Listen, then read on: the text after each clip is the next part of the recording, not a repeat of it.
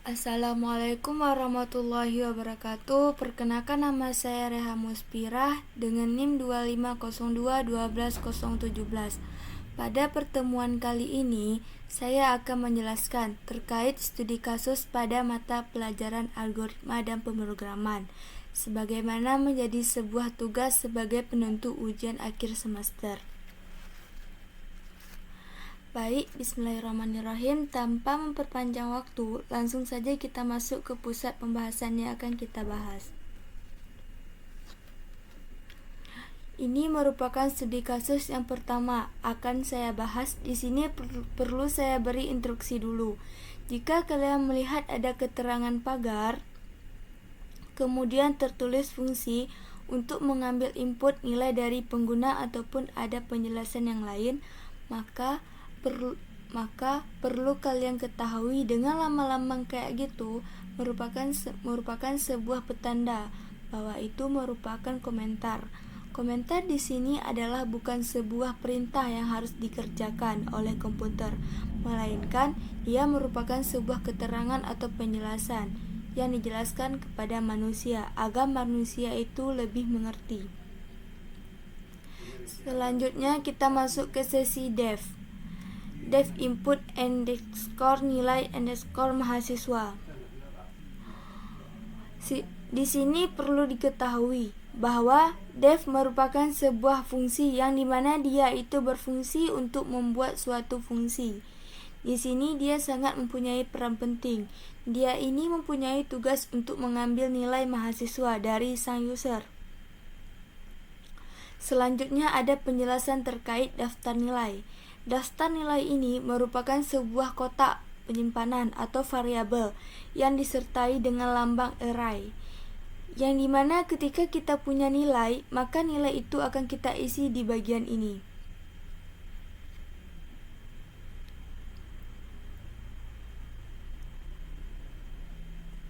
Di bagian ini bisa dibilang sebuah list tempat untuk penyimpan suatu nilai.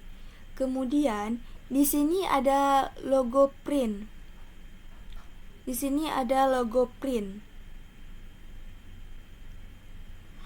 Logo print ini merupakan sebuah keterangan agar nanti hasil yang kita letakkan di atas dia dapat ditampilkan. Jadi kita bisa melihat hasilnya nanti. Tahap selanjutnya kita masuk ke looping atau loop. Looping ini merupakan sebuah perulangan. Jadi di sini berdasarkan komentar loop, input hingga user memasukkan while true. Kemudian kita melakukan pengecekan. Nah, while true ini adalah sebuah perulangan secara terus-menerus. Jadi, ketika kita tidak melakukan pengakhiran, maka dia akan terus berjalan tanpa henti.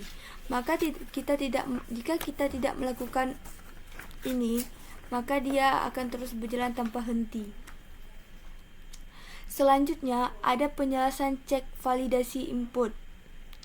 Cek validasi input ini merupakan sebuah pengecekan agar kita mengetahui letak suatu permasalahan pada setiap kode.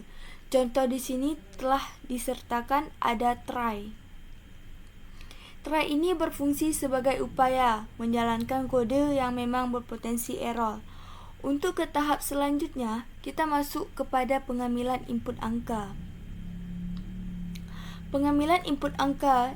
Jadi di sini pada proses pengambilan input angka, input kan memasukkan angka ini. Jadi pada proses ini kita mencari tahu dulu nilainya dengan cara menginput memasukkan nilai yang dimana kita di sini menggunakan tipe data float. Tipe data dengan bilangan desimal. Lalu kita melakukan proses input atau masukkan nilai mahasiswa ke daftar len. Daftar len ini diartikan sebagai panjang atau jumlah data masuk dari len ini.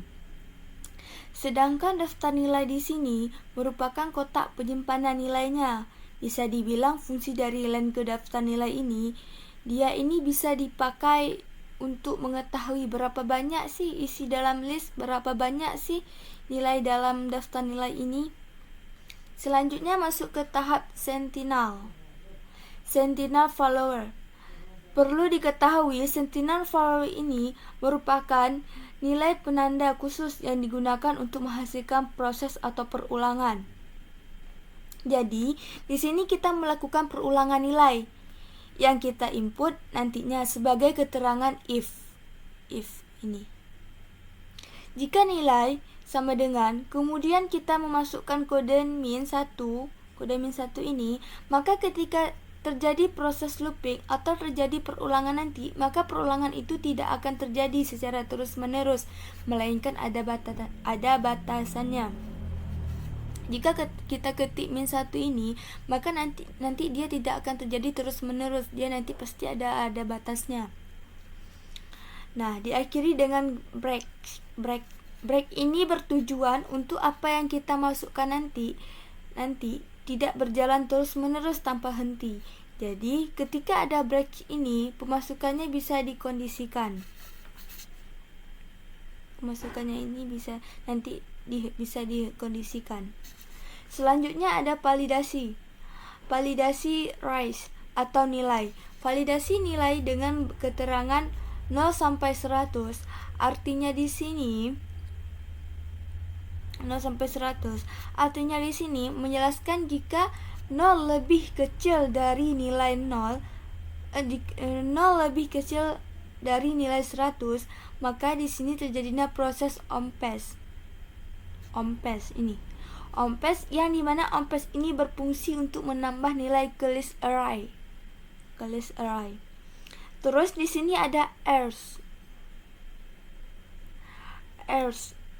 yang dimana penentuan jika dia akan terjadinya sebuah error jika nilainya itu lebih dari 100.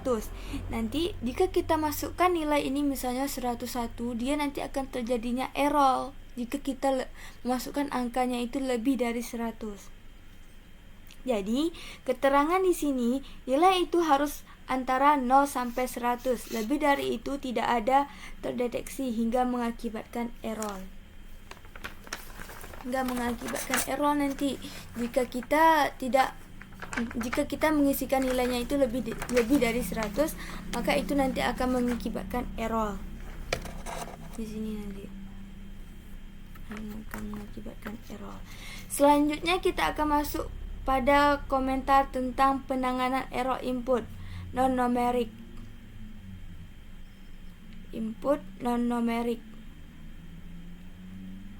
Jika di sini telah ada kode berupa except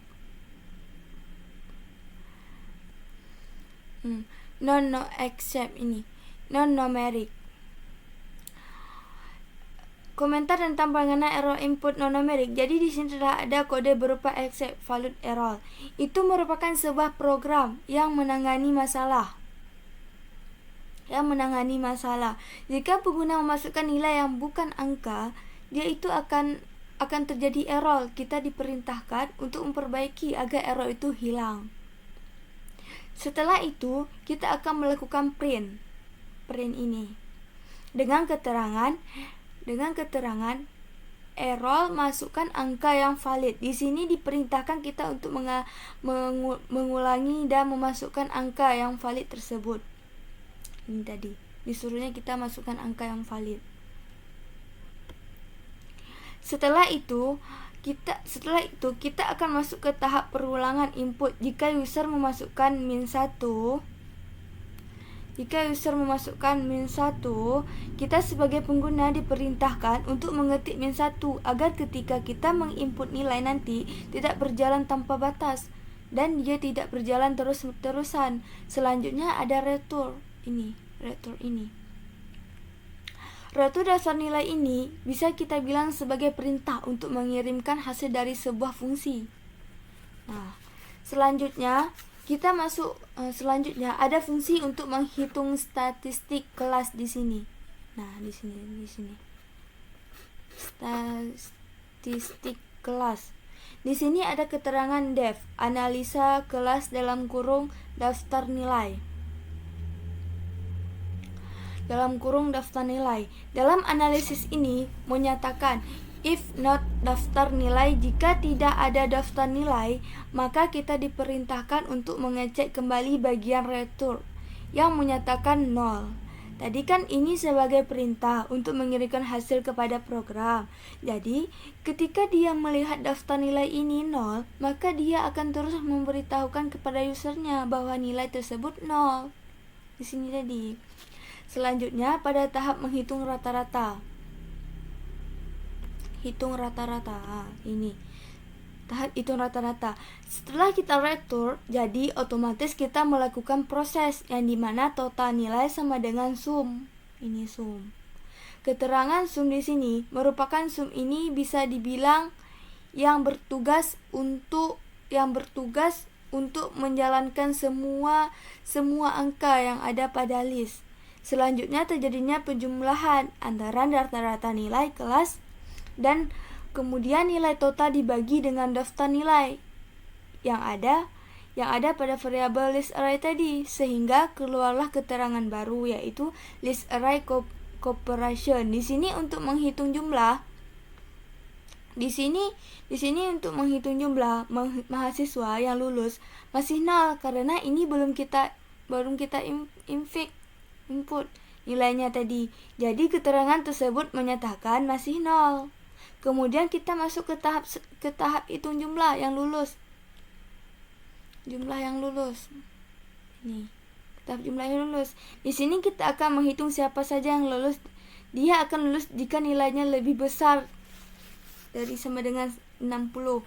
Jika nilainya ini lebih dari 60, misalnya 65, 70, 80, itu dia udah termasuk lulus. Tapi jika dia ini nilainya ini di bawah 60, kayak 40, 50, itu dia gagal. Dia tuh kita bilang nggak lewat gitu, nggak lulus dia. Kemudian berkomentar lagi logika percabangan. Logika percabangan untuk menentukan lulus atau tidak. Ini kan kita belum tahu siapa yang lulus karena kita belum melakukan pengecekan. Jadi kita itu menggunakan metode if. Ini if. Sebagaimana if dengan keterangan if jika jumlah nilai lebih besar dari 60, maka dia dinyatakan lulus. Setelah adanya satu orang yang lulus, kemudian jika kondisinya tidak terpenuhi, maka dia dinyatakan tidak lulus. Nah, ini jika tidak terpenuhi, maka dia dinyatakan tidak lulus. Kemudian diperintahkan pada return. Ini tadi. Ini terkait rata-rata sama jumlah yang lulus. Nanti dia akan memerintahkan kepada pemrograman untuk menampilkan nilai ini tadi. Selanjutnya ada main. Ini ada main. Ini. Selanjutnya ada main, program utama, ketemu lagi dengan dev. Ini tadi, ketemu lagi dengan dev. Main di sini yaitu pusat jalannya suatu program. Ketika kita ingin mengetahui hasil dari penjumlahan tersebut, maka kita melakukan sebuah proses perjalanan dalam sebuah program agar kita dapat membuahkan hasil. Agar outputnya keluar, di sini ada keterangan print system analysis. Nilai kelas. Print ini menampilkan apa yang sudah kita cari. Selanjutnya, ini ada beberapa langkah. Langkah yang pertama, ini. Di sini ada beberapa langkah. Di sini ada beberapa langkah. Langkah yang pertama memanggil fungsi input berupa data kelas. Sama dengan input nilai mahasiswa. Kita diperintahkan untuk mengecek kembali data kelas. Nih, kita di sini diperintahkan untuk mengecek kembali data kelasnya tadi. Nah, pada langkah kedua, kita menampilkan data mentah, artinya yaitu data yang asli belum kita jumlahkan. Kemudian ada langkah yang ketiga, ini langkah yang ketiga menganalisis logika. Dengan keterangan len. Len. Data kelas harus memastikan ada data. Len di sini seperti yang kita ketahui tadi, itu bisa diartikan sebagai jumlah data yang ada pada list tersebut. Ini tadi len tadi kan udah kita jelaskan tadi. If jumlah data kelas lebih dari 0, maka rata-rata dia akan lulus. Kemudian kita diperintahkan